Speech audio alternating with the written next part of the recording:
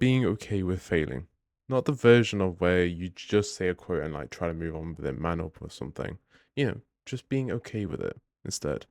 When it costs you nothing and learn from your mistakes, and failure is just feedback and all of that. And it's easy just to nod along when you're just watching someone else talk about their failures from a place they already resolved from and already turned it into a nice lesson with like into nice packaging for you guys to listen to. And it's a complete different thing when you're actually in it. When the failure isn't just a story yet, it still costs you everything you're paying for. So that's what I'm actually want to get into today. Not the tidy version, just the real thing. So for example, in 2023, I did a powerlifting competition at my local gym. I did alright in it, nothing crazy, but I held on my own. But there was one guy there that was the strongest in my school at that time. And he was saying that he pulled up 180 kg and I did 170, and I didn't know what it was, but something about that number just latched into my head and just got stuck there.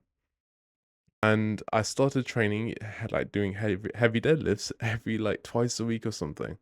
And not because it's in the program I needed it or something, not because I was actually progressing to something that I was naturally going towards, but because I wanted to beat that number. I wanted to be known as the strongest in the school, as my ego wanted that number more than my body was actually ready to give at the time. I kept pushing every session, trying to add weight and trying to get close to that, 175, 180, 185, 190, ignoring those little signs on the way of where I should have probably backed off, maybe where I should have taken a rest or deloaded, as this wasn't sustainable. My body told me something without me listening to it. I ended up getting a bulge disc in my lower back, and not one of those things where it just heals in a few weeks and moves on. I am still dealing with it after years of happening. And it affects me how long I can walk for before it starts bothering me, how long I can actually move for. Like, any martial arts I do, any lifting I do, I can't use my back as much anymore as I could do so. And something I did different, and something I did to myself was chasing someone else's number instead of building my own progress at my own pace and celebrating that, and, actually being happy with the progress I've made instead of trying to beat someone else's progress. And that decision is costing me till this day. So that's the actual failure I'm talking about here, not the lift itself, not the injury. It's just what the actual reason is behind these things. And the fact that it wasn't all about me, it was just about him in that sense of me wanting to beat him, needing me, having me to need to prove something to him instead of just training for my own goals and myself. Sometimes you're so sure something is over that, but sometimes it turns out that you don't actually know what's going to come around the corner. A few months after my back injury, A level results came around, and I opened up my results and I saw a DDE. And in my head, straight away, I thought, yeah, that's it. I'm done. I failed life. I got all these failed grades. I can't get into any university. And I literally broke down in front of my parents for hours. So, because of that, because I thought I messed up so hard, I had no plan B on what to do anymore. All the businesses, all the jobs I had failed, like failed through. I couldn't get anything. And I thought, yeah, my whole life just derailed all after that. But that same day, literally the same day, I got an email from the university that one of them I was applying to, and they seen that my portfolio instead for my design projects, and they loved it, and they wanted me in anyways, regardless of how low my grades were compared to what they were asking for.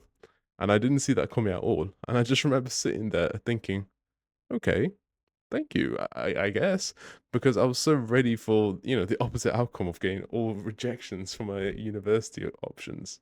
And it wasn't just that it worked out. Surprisingly, the first year of my university actually ended up being one of my best years I've had so far.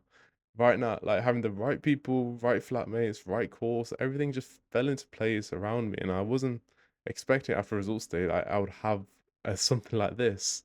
And I actually miss the atmosphere when I'm home sometimes, like back for the summer holidays, and just telling you that's how good it was. And the other one, I thought it was the end of the road, where I thought my life was over, but just turns out I was going down a different path than I expected to go towards, and it actually was better than what I had planned for myself. And that's the actual lesson in it for me. Not the version where failure doesn't hurt, because, it clearly does for me, as my back is proof of that. But the pain is not going anywhere soon. It's just that the failure doesn't tell you your whole life story while you're still inside of it. Some failures are just, the cost you pay for chasing the wrong thing for the wrong reasons. And, again, that's on me. And some things feel like a failure in the moment, even though they're not real failures at all. And you don't get to see that part yet when you're standing in the middle of it. So yeah, you're gonna fail a lot in life. So be open to that and be expecting that, especially now and especially when you're young. And honestly, it's probably the best moment in your life to fail and for it to happen to you because you got room to recover that you won't always have later.